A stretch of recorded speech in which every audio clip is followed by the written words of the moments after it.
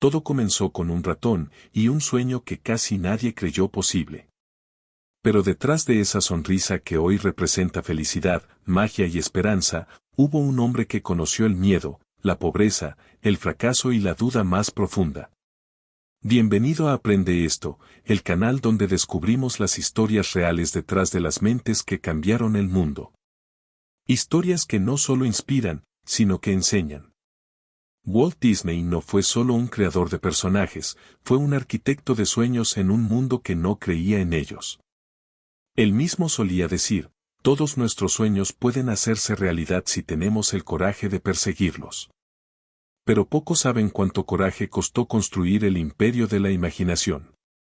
Nació en Chicago en 1901, en una familia sencilla, marcada por la disciplina y el trabajo duro. Su padre, Elias Disney, era un hombre estricto, serio, que creía en el esfuerzo, no en los sueños. Y su madre, Flora, era la ternura que equilibraba la dureza del hogar. Desde pequeño, Walt dibujaba en cualquier papel que encontraba, incluso en los periódicos viejos que su padre traía a casa. Mientras otros niños jugaban afuera, él creaba mundos que solo existían en su mente. A los 9 años ya repartía periódicos antes de ir a la escuela, con frío, lluvia o nieve. Aprendió pronto que la vida no regala nada, pero que la imaginación podía hacerlo todo más soportable. Cuando veía caricaturas en los periódicos, pensaba, yo puedo hacer eso, pero mejor.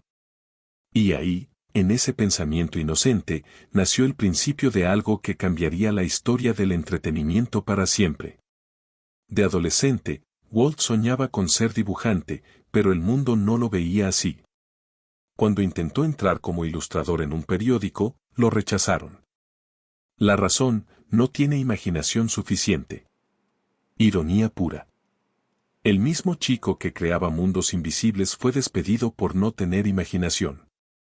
Pero como diría años después, la diferencia entre ganar y perder suele ser no rendirse. Y él nunca lo hizo. Con apenas 18 años, consiguió trabajo en una pequeña agencia de publicidad en Kansas City, donde conoció a un joven llamado V.E. Werks. Juntos, comenzaron a experimentar con animaciones, fotograma por fotograma, dibujando cada movimiento a mano. Era lento, agotador, pero mágico. En esas noches de tinta, papel y sueños, Walt encontró su verdadera vocación. Convencido de que podía hacer algo más grande, fundó su primera empresa, Laukogram Studios. Era 1921 y él tenía solo 20 años. Creó cortometrajes animados basados en cuentos clásicos, pero con un toque moderno, humor y esperanza. El problema era que nadie quería pagar por ellos. Los distribuidores le prometían dinero que nunca llegaba. Y en menos de 2 años, su empresa quebró. Sin dinero, sin inversionistas, sin rumbo. Pero en medio del caos, algo más nacía. Durante esas noches de derrota, Walt adoptó a un pequeño ratón que se colaba en su estudio para comer migajas. Le puso de nombre Mortimer, aunque años después, su esposa, Lillian, sugeriría algo más simple, Mickey. Y sin saberlo, aquel pequeño ratón se convertiría en el símbolo de todo lo que representaba su espíritu, esperanza en los tiempos más oscuros. Walt no se rindió. Tomó un tren rumbo a California, con una maleta vieja, unos pocos dólares y una fe inquebrantable. Durante ese viaje, escribió ideas, bocetos y sueños. Él mismo contaría más tarde. Todo empezó con un ratón, pero el verdadero motor fue mi deseo de contar historias que hicieran sonreír al mundo. En Los Ángeles, fundó un nuevo estudio junto a su hermano Roy. Al principio, el trabajo era artesanal, dibujaban, pintaban, filmaban, editaban y distribuían ellos mismos. Pero algo había cambiado, esta vez, Walt tenía una visión. Sabía que el secreto no era solo crear dibujos animados, sino emociones animadas. Su primer éxito fue Oswald, el conejo afortunado. Pero el golpe más duro llegó cuando el distribuidor, aprovechando su ingenuidad, le arrebató los derechos del personaje y contrató a la mayoría de sus animadores. Walt se quedó sin estudio, sin personajes, sin amigos, sin dinero. Era otra vez el final. Pero ese viaje de regreso en tren sería el punto donde el guión de su vida cambiaría. Mientras miraba por la ventana, con el corazón roto, empezó a dibujar un pequeño ratón con guantes y pantalones rojos. Un personaje alegre, valiente, que no se rendía ante nada. Ese ratón lo sacó de la desesperación. Era más que una caricatura, era un reflejo de él mismo. El 18 de noviembre de 1928, Mickey Mouse hizo su debut en Steamboat Willie, el primer corto animado con sonido sincronizado. Fue un éxito total. El público rió, aplaudió y se maravilló. Por primera vez, una caricatura tenía voz, ritmo, alma. Había nacido un ícono mundial y un nuevo imperio creativo. Pero el éxito no lo detuvo. Walt quería más. Creía que la animación podía ser arte, podía contar historias tan profundas como el cine. Sus colaboradores decían que era obsesivo, exigente, incluso imposible de seguir.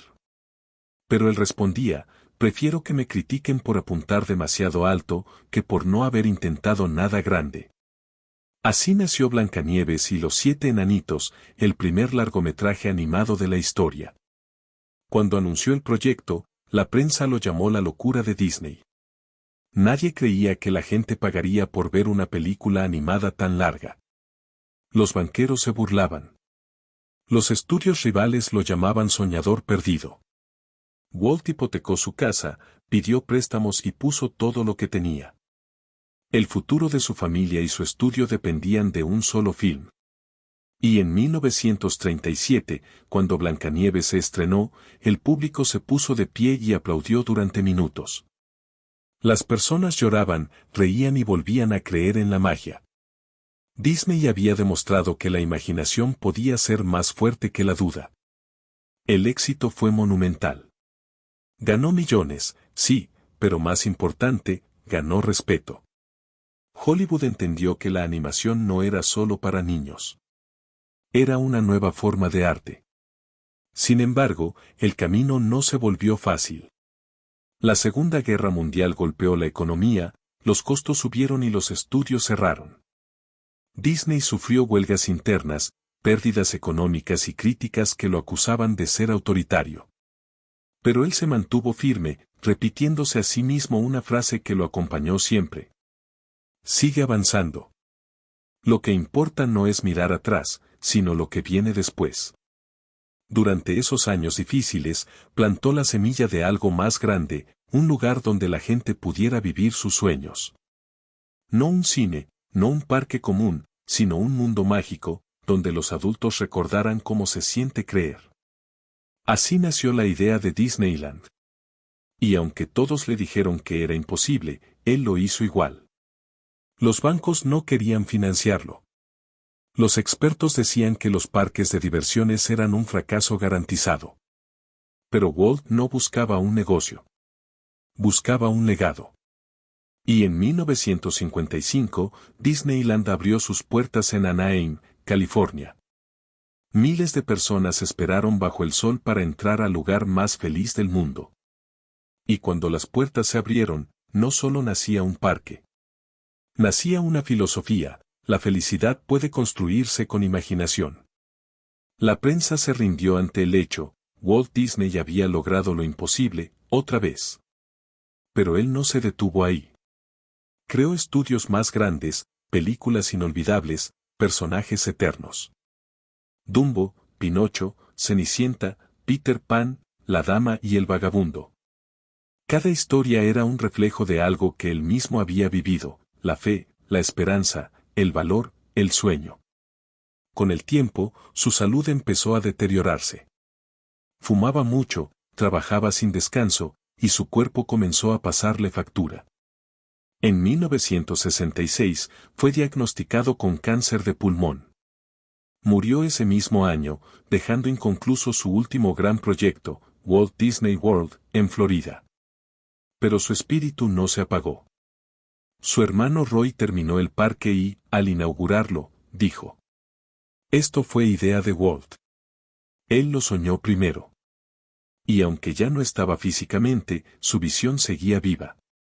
Porque Disney no creó solo películas o parques. Creó una forma de mirar la vida. Hoy, su empresa es un imperio de miles de millones, pero su mayor riqueza sigue siendo su filosofía. La forma más fácil de empezar algo es dejar de hablar y empezar a hacerlo. Su legado vive en cada historia que hace soñar a niños y adultos. Vive en cada persona que, a pesar del miedo, decide intentarlo.